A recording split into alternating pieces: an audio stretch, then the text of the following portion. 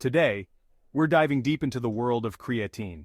Now, creatine is one of the most researched and proven supplements out there, but there's still a lot of confusion about how to take it properly. You see, just like with any tool, you've got to know how to use creatine correctly to maximize its benefits. Otherwise, you might be leaving gains on the table. We're going to break down the most common mistakes people make with creatine, and more importantly, how to fix them. So, whether you're a seasoned lifter or just starting your fitness journey, this video is for you. Stick around and let's unlock the full potential of creatine together. Number 1, you're not sticking to just one form of creatine. Alright guys, let's kick things off with the first mistake, getting caught up in the creatine craze. You walk into a supplement store, and it's like a creatine jungle out there. Creatine ethyl ester, creatine hydrochloride, buffered creatine, you name it, they got it. But here's the thing. When it comes to effectiveness, safety, and cost, nothing beats good old creatine monohydrate. That's right, the OG of creatine is still the king. Creatine monohydrate has decades of research backing it up, and it's consistently shown to increase muscle mass, strength, and power output. Plus, it's the most affordable form of creatine on the market. So, don't get swayed by fancy marketing or the latest creatine fads. Stick to the basics, my friends. Creatine monohydrate is your tried and true companion on your fitness journey. Now you might be wondering, but Jeff, what about all those other forms of creatine? Don't they offer any advantages? Well, some claim to have better absorption or fewer side effects, but the research just doesn't support those claims. In fact, some studies even suggest that creatine monohydrate might be superior in terms of absorption and effectiveness. So, save your money and your worries and stick with what works. Number 2, you're doing the wrong kind of workouts. Now let's talk about the second mistake, not training intensely enough. See, creatine works by increasing your body's stores of phosphocreatine, which is used to produce ATP, the primary energy source for short-burst, high-intensity activities. Low-intensity exercises like cardio won't get you there as they don't require ATP PCR production. So if you're just strolling on the treadmill or doing light bicep curls, you're not really tapping into creatine's full potential. To really reap the benefits of creatine, you need to push your muscles to the limit with explosive, high-intensity workouts. Think heavy compound lifts like squats, deadlifts, and bench presses. These exercises engage multiple muscle groups and require a surge of power, which is where creatine shines. Now, I'm not saying you have to train like a powerlifter every session, but incorporating a good amount of high-intensity work into your routine will make a world of difference. Remember, creatine is like that extra gear in your car. It's there to help you unleash your full power and accelerate your progress. So, don't be afraid to challenge yourself in the gym. Embrace the intensity, push your limits, and let creatine fuel your gains. Number 3, you expect creatine to be a cure-all. Look, I get it. We all want that magic pill, that quick fix that will transform our physiques overnight. But here's the reality. Creatine is not a magic pill. It's not going to magically melt away fat or turn you into a Greek god overnight. Creatine is a performance enhancer. It helps you train harder, recover faster, and build more muscle over time. But it's not a substitute for hard work, consistency, and a solid nutrition plan. Think of creatine as a turbocharger for your engine. It can significantly boost your performance, but you still need a well-maintained engine and the right fuel to reach your destination. So, be patient, my friends. Don't get discouraged if you don't see dramatic results after a week or two. Creatine works gradually, enhancing your efforts over time. Stay consistent with your training, nutrition, and supplementation, and you'll reap the rewards in the long run. Number 4, don't just rely on pre-workout creatine.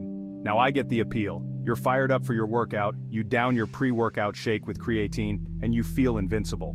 But here's the thing, while taking creatine before your workout can be beneficial, it's not enough to maximize its effects.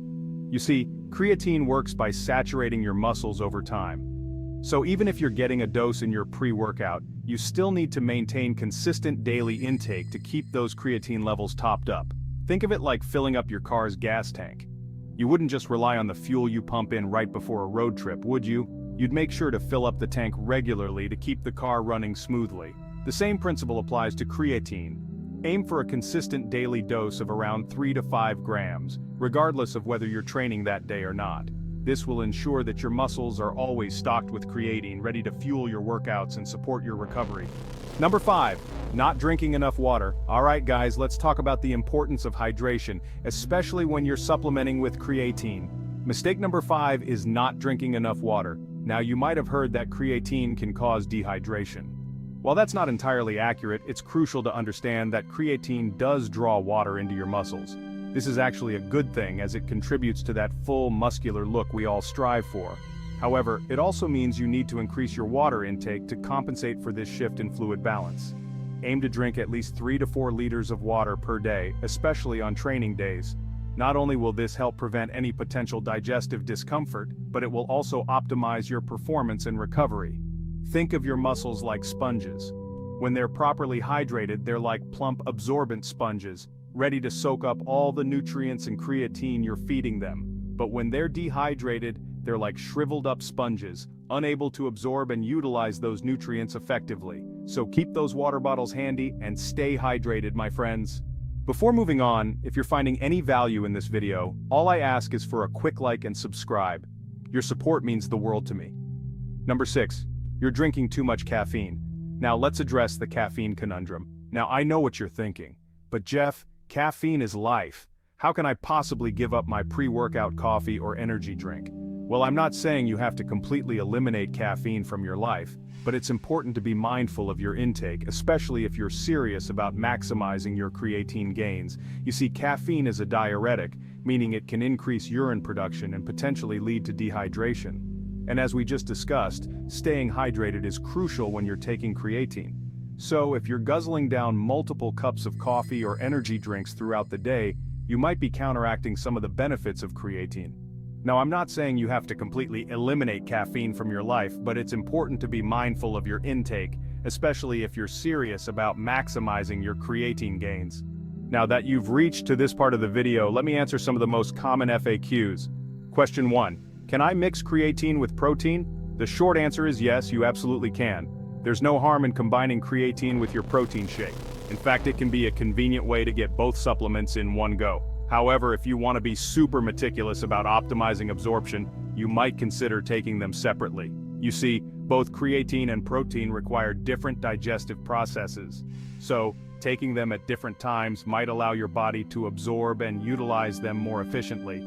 For example, you could have your creatine with a simple carbohydrate source like fruit juice post-workout to replenish glycogen stores and enhance creatine uptake. Then, you could have your protein shake an hour or 2 later to provide your muscles with a sustained release of amino acids for recovery and growth. Question 2. Will creatine cause problems with my kidneys, muscle mass, blood sugar? Alright guys, let's address the elephant in the room. Creatine safety. Now, creatine has been extensively studied for decades, and it's consistently proven to be safe for healthy individuals when used responsibly. However, there are always concerns and misconceptions surrounding supplements, so let's clear the air. One common concern is the potential impact on kidney health. Now, if you have pre-existing kidney issues, it's always best to consult with your doctor before taking any supplements, including creatine. However, for healthy individuals, numerous studies have shown that creatine supplementation, even at high doses and for extended periods, does not have any adverse effects on kidney function. Another concern is the potential for muscle cramping and bloating. While some individuals may experience these side effects, they're usually mild and can be mitigated by staying properly hydrated and starting with a lower dose of creatine. Lastly, some people worry about the impact of creatine on blood sugar levels.